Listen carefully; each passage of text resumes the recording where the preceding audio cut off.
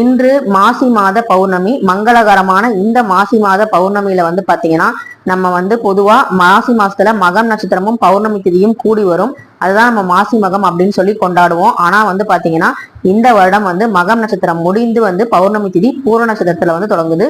பூர நட்சத்திரம் யாருடையதுன்னு உங்களுக்கே தெரியும். நம்மளுடைய ஆண்டாள் தாயாரோட நட்சத்திரம், அற்புதமான ஒரு அம்பாளுடைய நட்சத்திரம்.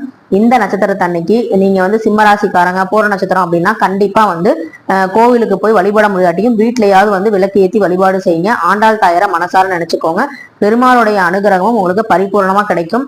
அதே மாதிரி சந்திர வழிபாடு செய்யலாம். அதே மாதிரி லட்சுமி குபேர பூஜை செய்யறதுக்கு மாலை 5 மணிலிருந்து 7 மணி 8 மணிக்குள்ள நீங்க பூஜை செய்யலாம். அதுக்கும் உகந்தமான ஒரு நாள். இன்று அம்பாள் வழிபாடு செய்யறதுங்கிறது ரொம்ப ரொம்ப சிறப்பு வாய்ந்தது.